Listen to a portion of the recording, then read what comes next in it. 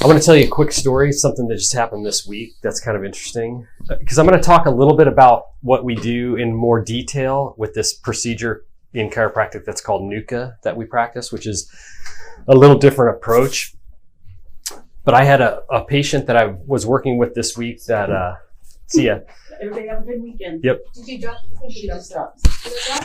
Uh-oh. The lip gloss that could be in the Yeah. Oh, thanks. It's our eBay stuff. Thanks. You guys have a good one. So I had a person that I've been working with that has bad low back pain, and she's getting a ton better, and we're doing it by fixing her, the pressure we apply is to the neck area. But she went and saw her acupuncture. She sees an acupuncture person too, and the acupuncture person told her, hey, your problem's really in your low back. So why is your chiropractor, working on your neck? And so she kind of had this question. She's like, I don't know, like my acupuncturist saying this and you're telling me something different. And so I asked her, I said, well, because the acupuncturist is also trying to help her with her pain. I said, well, where did the acupuncturist stick the needle? And she's like, well, there was needles in my ear, and then there was some in my shoulder. And I'm like, well, your pain's in your low back though. Why is the acupuncture person not sticking the needle in your low back? You know what I'm saying?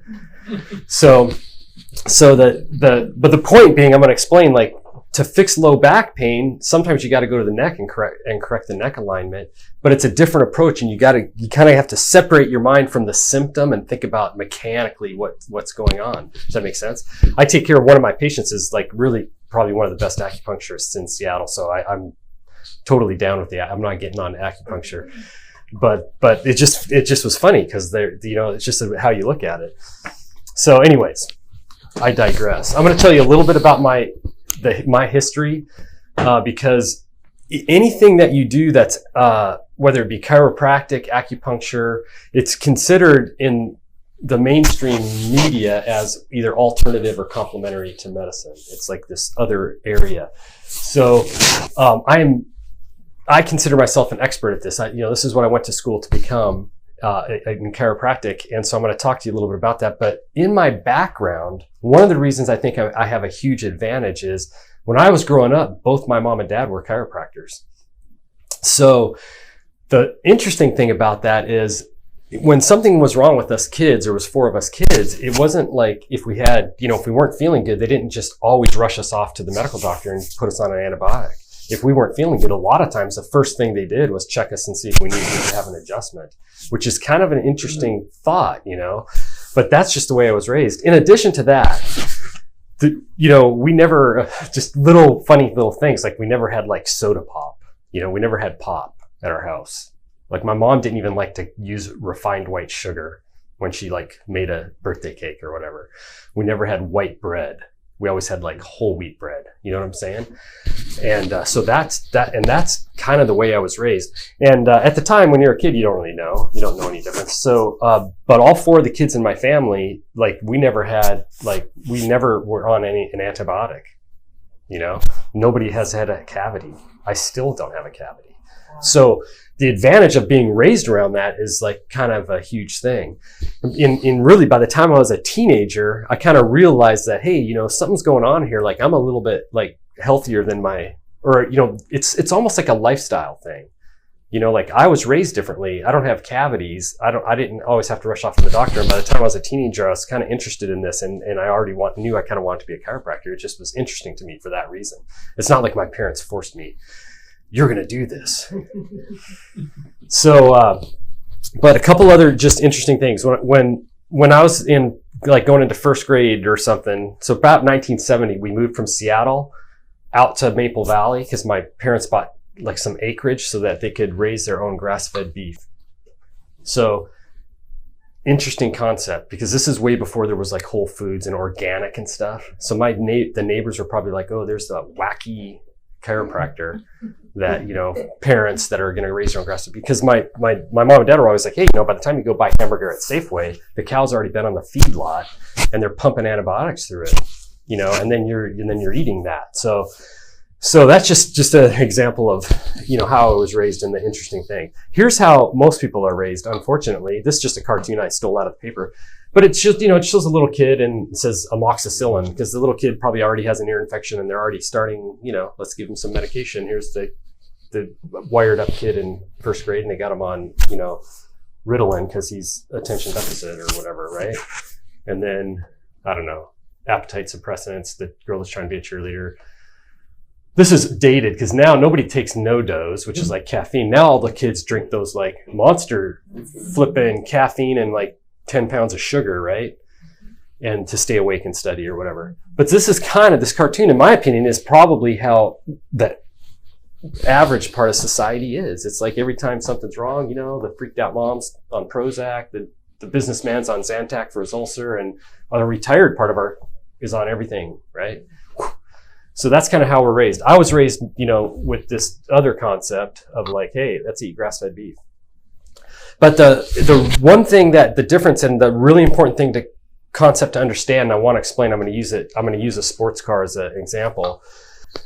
The difference between how I was raised and how we were looking at healthcare and how we're taught in chiropractic college is different than what you see on TV every day, which is what it's advertised. So our healthcare system, I'm not going to pick on it much, is based on this kind of model where, say I gave you a car and just said, hey, you can have this car and drive it every day. It's cool. I don't know what it is. It's a Ferrari. So, but you're never allowed to check the oil on the car. And you're never allowed actually to even lift the hood or take it in and let anybody else check the oil. You're just allowed to drive the car every day, commute with it, go to work. What's going to happen when you get like 30 or 40,000 miles on the car and you're driving down the road and all of a sudden it just conks out because you never did anything, right? So you're going to pull over, you're going to have to pull over and call the tow truck and take your car to the shop and they're going to be going, the motor's shot. You need a whole new motor because you never put any oil in your car. You never check the oil, right? So in a weird sort of way, that's how our healthcare system works. It actually works on the concept that you run your body until something is wrong with it, which means we can make a diagnosis. Because if we can't find something wrong, we obviously can't bill the insurance company for your care. So our philosophy in healthcare, and it actually works really well in some situations, especially in like trauma care and stuff like that. But from a standpoint of wellness, like you can't really access our system until something's wrong with you. It's like you got to run your body like a car until it breaks. And then you can go to the doctor and say, I have this problem. And they can say, oh, you have X, Y, or Z. Let's fix it. But the problem with that philosophy is you end up running your body to the point where it needs a new engine. Like it's not just some small thing. It's like, oh, you got some major problem now, right? So that's sort of how our healthcare system works. So it's not really a healthcare system. It's really a disease care system because you have to have a diagnosable condition just to access our system. It's just a weird thing. But that's not how, like when I was raised, we were like, hey, take care of the car, take care of the body, change the oil in the body, and then you won't have this major catastrophe, hopefully. So our healthcare system works really well if there is like something like a traumatic event. Trauma care, it's awesome, but it might not be as ideal for stuff that might have another solution. So my goal is to give you enough information so that you can make your own decision in our healthcare system about when to go where. Because if I don't tell you this and you just watch the news every night and every commercial during the national news is a prescription drug ad. Have you noticed that? But if not, then you will always go into that system for every problem you have when that might not be the best solution for your problem. I don't know if that makes sense, but I'll show you. Let me just show you a couple other weird things. The problem with my explaining this is that I'm up against, this is our like 2012 numbers for how much we spend on prescription medication. It's like $374 billion. It's such a big number that you have to almost write it down to even comprehend it. Because it's not something a number that we normally play with in regular days. So there's big business in running the healthcare system the way we're running it right now. So if you came up and said, hey man, let's change this and do some wellness stuff. Let's check our oil more frequently. You're going to butt heads with the people that are making a whole bunch of money. That's why it's hard to change it. And it's, it doesn't matter. I could get political on this, but it's going to be hard to change it no matter who's in charge politically. I'm going to show you a couple articles. Not to, don't freak out. This is just out of the research. There's a big important article that came out in the year 2000 in the Journal of the American Medical Association, which is one of the best medical journals in the world. And in the article, this researcher said they were looking at problems in the healthcare system, basically, this researcher. And he said 106,000 people a year die from properly prescribed drugs while they're in the hospital every year. So when this article came out, it was in the A section of the Seattle Times, it was on the front page of the New York Times. But did anybody see it? Yeah. Because they're not advertising it every day on the news, in every commercial. But this is a big number. So this is people that took their medication exactly how they were supposed to, got the right prescription. It wasn't like a mix-up. They didn't take too many sleeping pills or anything like that. It was just people taking their medication exactly how they were supposed to. Oh, I want to look at this one. Oops, sorry. So I looked up like how many people, out of all the drug deaths that you read about, I looked up how many are related to your medication that was prescribed and how many are caused by illegal drugs like heroin and methamphetamine and stuff like that. So if you look at the research numbers, this is the piece of the pie for people taking their prescription medication, exactly how they were supposed to take it. And this little 22% is all the people that took like heroin overdoses and all that stuff that you hear about on the news all the time. So actually, this prescribed medication thing is a pretty important thing to think about. Now, the only reason I'm bringing that up is because it comes to helping you make decisions about when you should go into what part of the healthcare system. Because if you go into this medical system every time you have a runny nose, you're going to be in that, not necessarily you're going to die, but you're going to be given a medication probably of some kind. That's just how it works. It's easy to pick up. There's a lot of research that comes out about prescription medication. I'm not making this up. You guys can Google, this information is readily available. The one tricky part that is a little bit harder to understand, but in the same year, around 2000, the New England Journal of Medicine, which is one of the really premier medical journals in the world, again, published a study on acetaminophen, which is the ingredient in Tylenol, and said that even though you can just go down to the store and buy it without a prescription, like at Fred Meyer or whatever, it's actually pretty toxic to your liver and kidneys. And actually, there's been an ongoing battle within the FDA for over 10 years about if they should put warning labels on these medications. And so Tylenol, in the article in the New England Journal of Medicine, said that you can really handle about 300 doses in your lifetime. So think about how many people at work that they're like taking like 2 every day for their headaches at lunchtime and then 2 more or whatever. Because after about 300 doses, according to the article, you have about a 50% chance of kidney failure in your lifetime. So where I remember this is pretty interesting. And there's actually going to be a lawsuit about this. I was just reading recently, but when I was younger and when I was still a teenager and the Seahawks were playing, some of those players like Kenny Easley, who was just put in the Hall of Fame, they were taking so much of this over-the-counter medication because they gave it to them, like, oh, get back in there. You're not that bad. They'd get, probably like a concussion or something in practice, and they would just give them a lot of like acetaminophen type over-the-counter pain, non-steroidal anti-inflammatories. And that Kenny Easley was on kidney dialysis when he was like 40 or 50 years old, so he's got his kidneys failed. So you got to be careful, just because not even with prescription medication, but you got to be careful the decisions you're making about like what's the best way to treat my problem or take care of my problem. So this is not always the best answer, even though it seems like it's relative. You think it's easy because you can just go buy it at the store without a prescription. So when something bad happens, like you take a medication exactly how you're supposed to and you have a bad reaction or you die or something. So there's actually a medical term for that. It's called iatrogenic disease. Iatro means doctor, genic means cause. So like if the doctor caused the problem, then it falls into this category. So in that article that came out in the year 2000 that I was talking about with the drug deaths, he was saying we got to be careful because we want to make sure our healthcare system is safe as possible, that we don't have big numbers from a standpoint of like drug deaths or whatever. So anything that falls into the concept of like doctor caused the problem.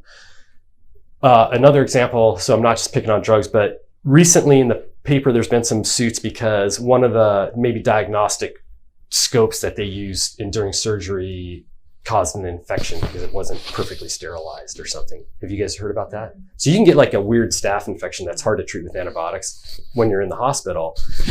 And then maybe you went in with a broken leg, but you end up with like antibiotic resistant staph infection while you're there. So that's iatrogenic disease. You didn't have that when you went in, but you have it because, for whatever reason.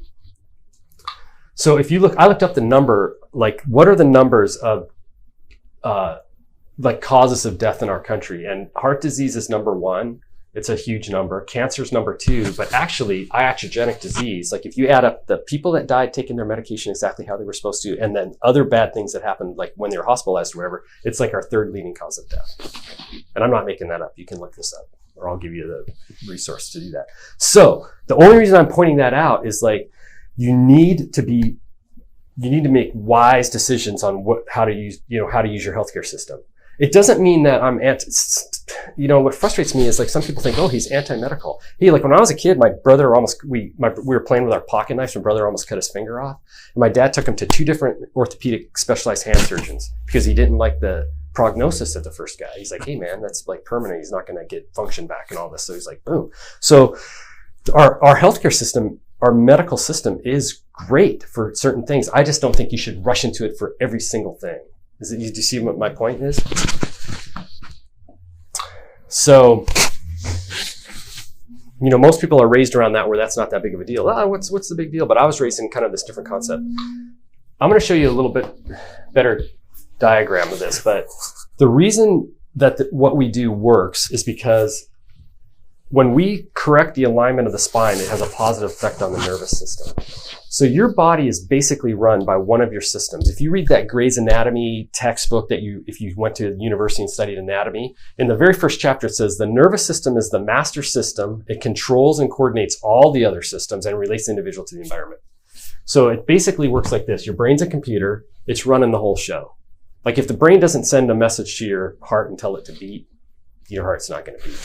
It's hardwired via little nerves, like wires, to the rest of the body. The bunch of them come down the spinal cord, they branch out and they go to the rest of the body. And it's a really critical way of how the body functions. And I'm going to show you a better picture of this in a minute, but this is just something I copied off. So all the messages originate in the brain, they pass down the spine, and then they branch out and go to different areas of the body. So if the nerve supply is cut off, bad things happen. Like who's heard of like the actor Christopher Reeves that played Superman in the 70s? Mm-hmm. He's like an equestrian dude. He falls off his horse, breaks his C2, second bone in the neck. He's instantly a quadriplegic. As a matter of fact, he can't even breathe. So here's the testament to our emergency healthcare system, why it's so good. If it was 1895 and Christopher Reeves crashed on his horse, he would not have survived because the damage to the nervous system was such that his the nerves or wiring to his lungs and diaphragm were no longer working. So he was air vent dependent quadriplegic, which means he required an air vent. He had to be artificial respiration to breathe.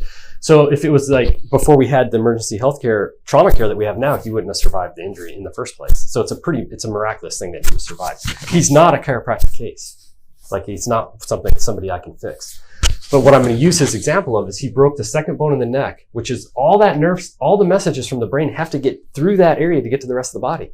So if you cut the nerve supply off at the neck, like the messages to the legs aren't getting through, the nerve supply to the arms are getting through, therefore you're like quadriplegic. And then it affects the nerve supply to other stuff like the diaphragm, which is the muscle of respiration, the lungs, the heart, all this other stuff. He eventually died of organ failure, because there's just so much compromise to the nervous system. So if you do bad things to the nervous system, it's bad for the body.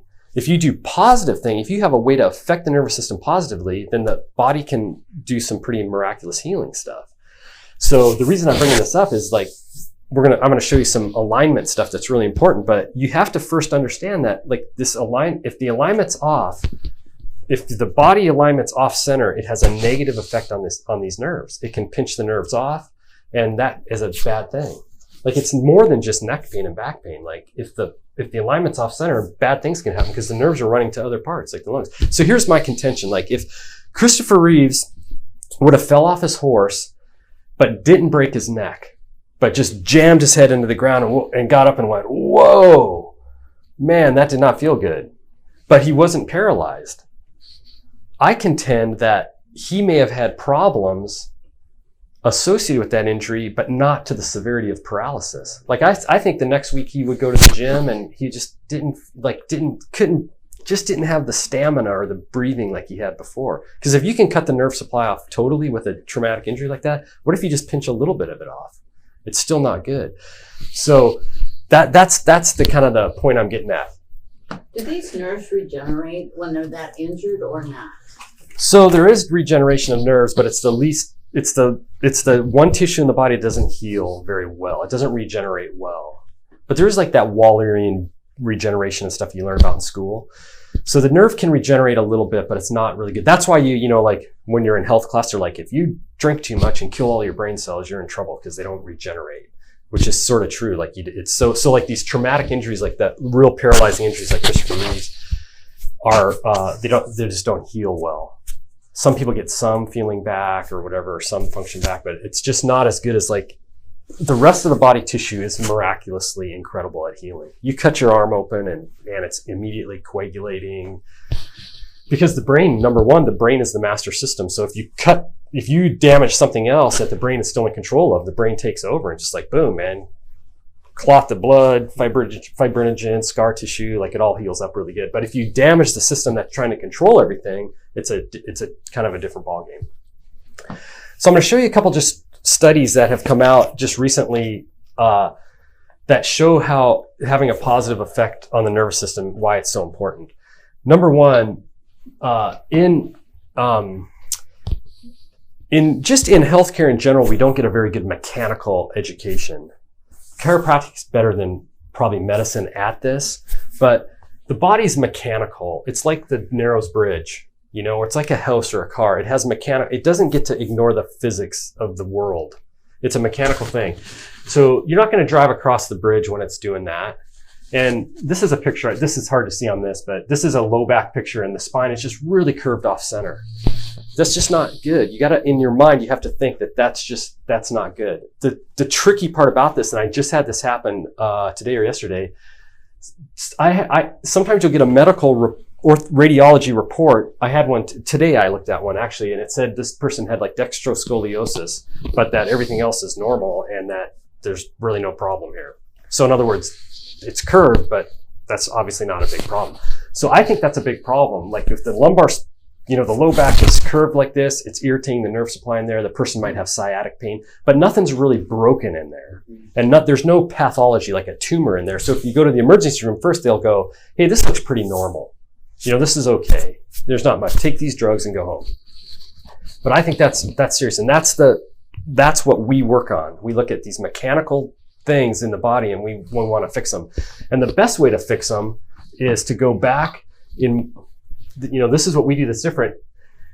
There's a hierarchy or an importance to the upper part of the nervous system. The closer you get to the brain, the more important it is. Like if Christopher Reeves would have fell off his horse and broke his lumbar vertebra, the worst possible thing that could happen is he'd be paralyzed from there down. But when you get up higher, it's much more serious because then it's the nerve supply that's going to the arms too. The higher you get, closer to the brain you get, the more important it is. So we've known this for a long time. So correcting what we do in NUCA, which is called upper cervical, we think that the best leverage point to correct the whole thing is to go up to the top and move the top of the spine back to center. Because when you move the top of the spine, the shoulder and everything has to go with it. It straightens everything else out. So I'm going to show you just a couple quick, this is just really quick. You don't have to memorize this yet. In the 2000s, like the mid 2000s, there's a doctor that's doing the NUCA technique, which is what I do in Chicago. He'd been there for a really long time. He's really well respected. And he'd been in practice for like 50 years. And he knew a lot of medical doctors in this area and they referred to him and they referred back and forth and stuff. And he had a pretty good reputation. Some of the medical doctors noticed that when he would adjust a patient, they would examine the patient later, their blood pressure would be lower. So they said, hey, it seems like when you adjust these people, we do with whatever this weird thing you're doing called NUCA, the blood pressure seems to get lower.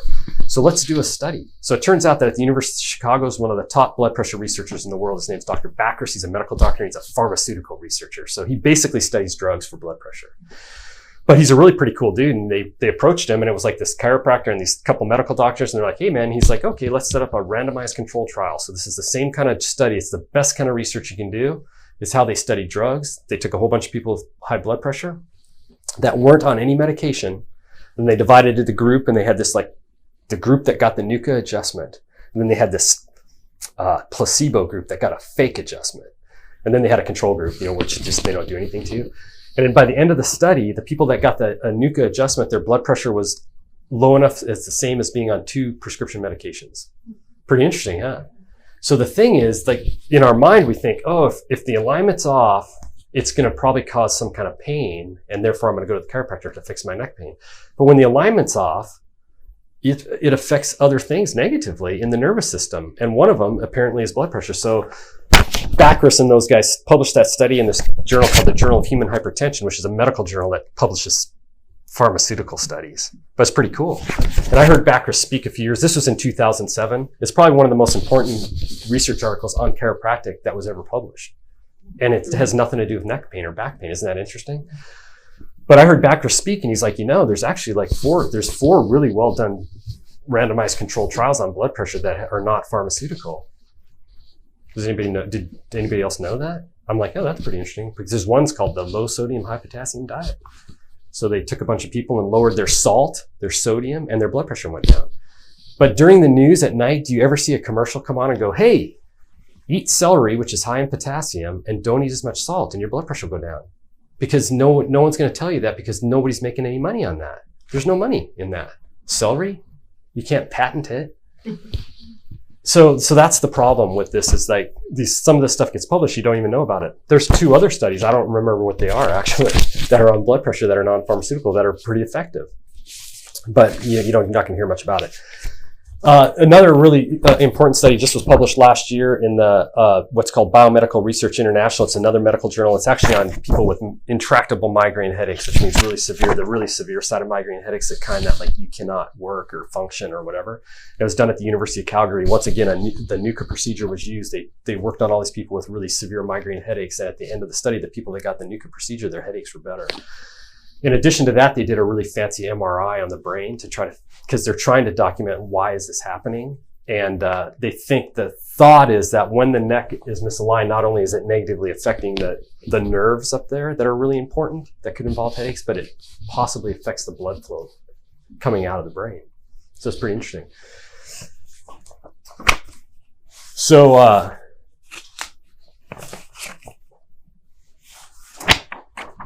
this is what's called a case study. It's not as sophisticated as the study on blood pressure, but it means it's like one case. And this is a doctor I know that does a NUCA technique down in California, and the study was done on a person with what's called trigeminal neuralgia. Trigeminal neuralgia is a pain in the face that can occur. It's not super common, but it's one of the most painful conditions that it's known. My dad has it. Yeah. So it has the highest suicide rate of any condition. Like people that have trigeminal neuralgia kill themselves more than anybody else, because there's not a very effective medical treatment. There's not a drug that works very well to work on the pain.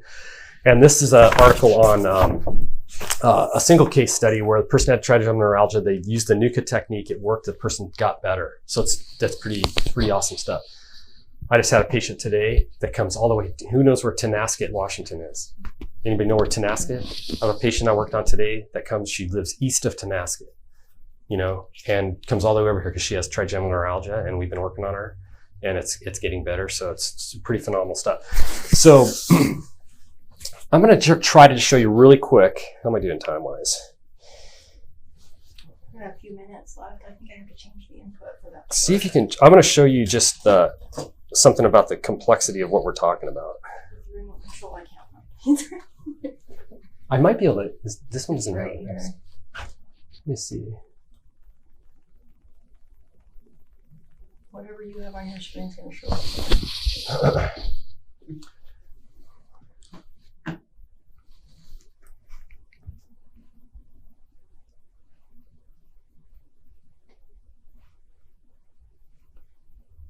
Ah.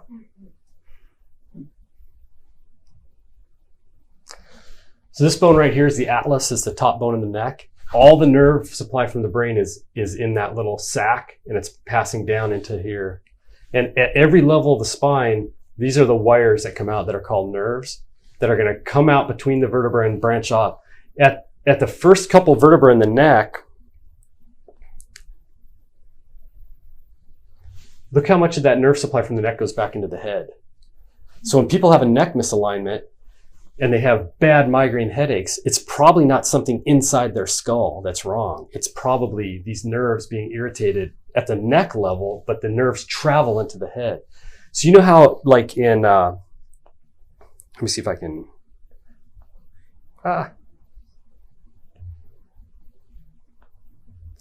so in your low back, a bunch of the nerves exit up here and they form this big nerve called the sciatic nerve that goes down the back of your leg. When that's pinched enough up here, sometimes that pain goes down your leg and you hear that's what sciatic pain is. If you correct the alignment back to center and get the pressure off that nerve supply, then the person's sciatic pain will go away. But I want you to just look with me. This is only the main nerve branches. This isn't even all the nerves. This is just kind of the main ones. And look how complex the system is. So this is when your alignment is off in the spine, you're interfering with this nerve supply and it's complicated. Like some person with a neck misalignment might have really bad headaches, but no pain in their neck at all because all the pressure's up here. Someone else might have all the pain at the base of the neck. And look at the nerve supply from the neck, how it goes into the shoulder and then into the arm. So if that's irritated, the pain might be down their shoulder. It's just a super complicated system, and it needs, in my opinion, it really needs a specialist to work on it when you're dealing with the neck. I don't like techniques that are not specific or really aggressive, trying to fix this. You need to have a really precise adjustment, and that's kind of what we do. Does that kind of make sense? This is like this. I love this thing. It's the coolest thing.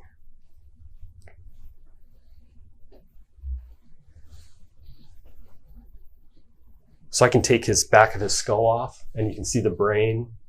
And here's this brain stem and then spinal cord. It's all the same organ.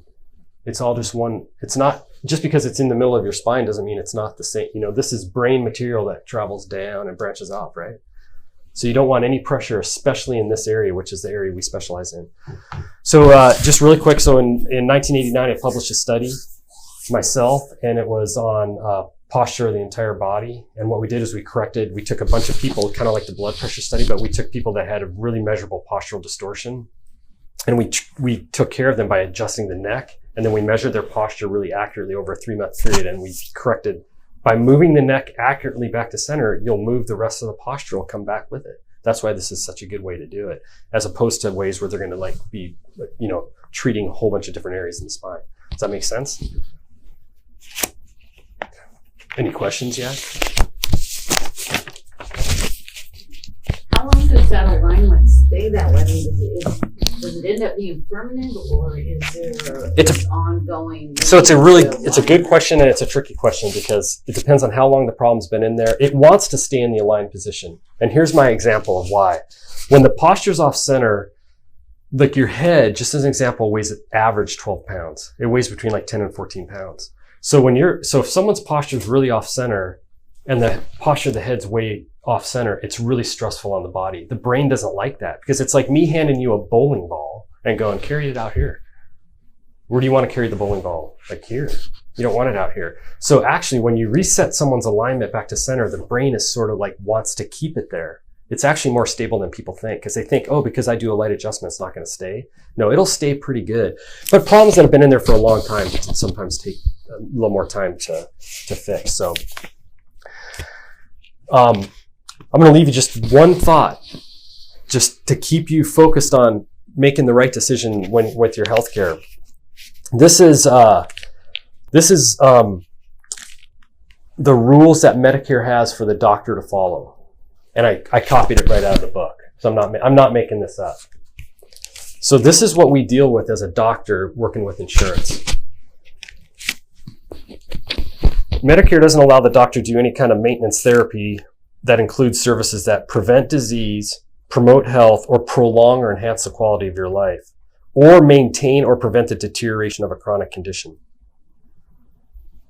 So The doctor can do it. They just can't bill Medicare for it. That's right. Because Medicare is not going to pay for anything that seeks to prevent disease, promote health, or prolong or enhance the quality of life, or maintain or prevent the deterioration of a chronic condition.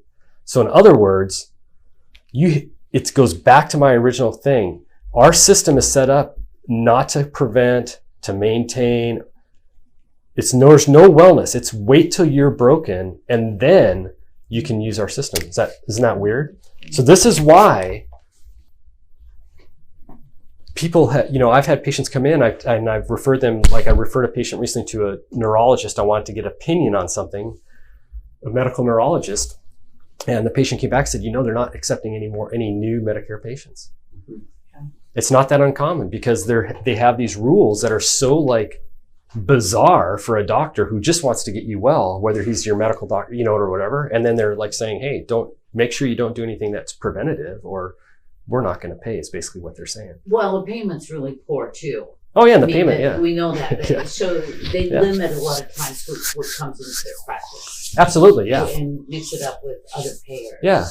So it's a problem. It is ultimately like a little bit of a problem with the system. So my goal to give you guys information is to give you enough ammunition to help you make the right decisions about where to go for what. There's a lot of things that we can help that people don't think about. If I work on a person that has migraines and they get better, in their mind, that's what they think I do. And that's cool because they'll elbow someone at work and go, hey man, you shouldn't be taking that many Tylenol. Go see my chiropractor because he fixed my headaches. But it's more than that. I mean, someone else might have sciatic pain. Someone else might have something you don't even associate with the spine at all, like a breathing problem, like an asthma problem or something like that. And so you can try to get out of that medical system so they're all constantly giving you a drug and try something better that's different. All right. Can you hear me? You can hear me, right? Okay, good. So I'm going to give you a little just information. I've given some of you this already. This brochure just explains how this NUCA procedure works, how adjusting the neck or fixing the neck can fix the rest of the spine. And then the little flyer just is something if you want to give it to a friend, it gives them a discount if they want to explore their options. I'm not saying that you have to tell everybody to come here, but I do think seriously, like if you're at work and there's someone that that's popping like 3 Tylenol every day or 3 at lunch and 3 at dinner time or whatever, you probably should elbow them and go, try something else.